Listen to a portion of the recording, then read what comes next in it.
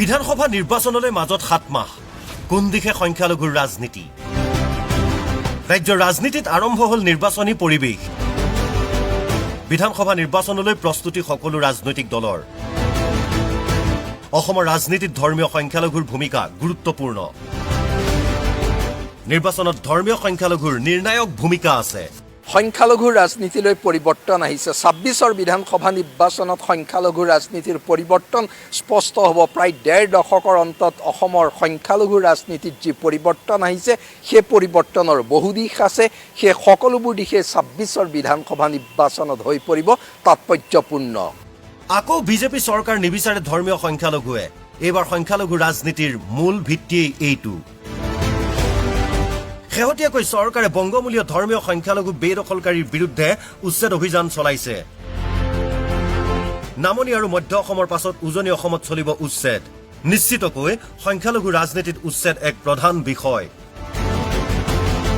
এই পৰিস্থিতিত বিজেপি জোঁটৰ বাহিৰে আন সকলো দলৰ দৃষ্টি ধৰ্মীয় সংখ্যালঘু ভোটাৰৰ ওপৰত এটা কথা স্পষ্ট 21ৰ সংখ্যালঘু ৰাজনীতি আৰু 26ৰ সংখ্যালঘু ৰাজনীতি পৃথক সমষ্টি পুনৰ নিৰ্ধাৰণে সলনি কৰিছে দৃশ্যপট অসমত সংখ্যালঘুৰ জনসংখ্যা কিমান মুঠ জনসংখ্যাৰ প্ৰায় 37% ধৰ্মীয় সংখ্যালঘু অৰ্থাৎ প্ৰায় 1,36 লাখ ধৰ্মীয় সংখ্যালঘু ইয়াৰে খিলঞ্জীয়া ধৰ্মীয় সংখ্যালঘু 45 লাখ বংগমূলীয় ধৰ্মীয় সংখ্যালঘু 91 লাখ সমষ্টি পুনৰ নিৰ্ধাৰণত হ্ৰাস হ'ল ধৰ্মীয় সংখ্যালঘু প্ৰধান সমষ্টি বৰ্তমান ধৰ্মীয় সংখ্যালঘু প্ৰধান সমষ্টি 23টা সমষ্টিসমূহ হৈছে মধ্য অসমৰ চামগুৰি ৰূপহী ঢিং লাহৰীঘাট বিন্নাকান্দি আৰু দলগাঁও বৰাক উপত্যকাৰ হাইলাকান্দি দক্ষিণ কৰিমগঞ্জ কাটিগড়া আৰু সোণাই নামনি অসমৰ চমৰীয়া চেঙা মন্দিয়া পাকা বেতবাৰী সৃজনগ্ৰাম ধুবুৰী মানকাচৰ পৰ্বতঝোৰা জলেশ্বৰ বীৰসিং জৰুৱা গৌৰীপুৰ আৰু পূব গোৱালপাৰা এইকেইটা সমষ্টিৰ উপৰিও 40% ধৰ্মীয় সংখ্যালঘু ভোটাৰ থকা সমষ্টি আছে 12টা আন বহু সমষ্টিত আছে সংখ্যালঘু ভোটাৰ সংখ্যালঘু ভোটাৰৰ ওপৰত দৃষ্টি ৰাখিছে বিৰোধী কেইবাটাও ৰাজনৈতিক দলে কংগ্ৰেছ ৰাইজৰ দল AIUDF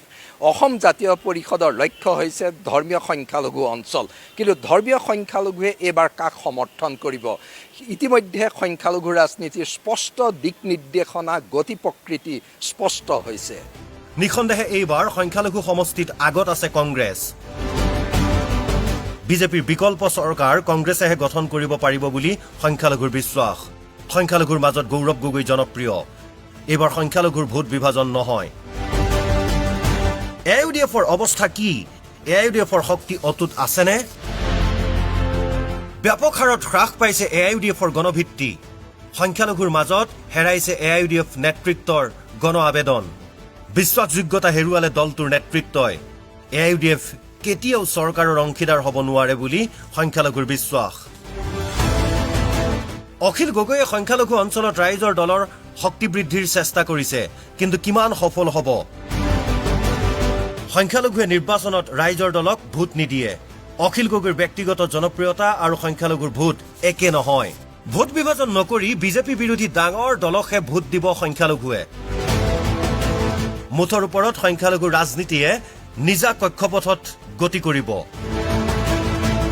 বিজেপিক পৰাস্ত কৰি বিকল্প চৰকাৰ গঠন কৰিব পৰা দলৰ প্ৰতি সমৰ্থন আগবঢ়াব সংখ্যালঘুৱে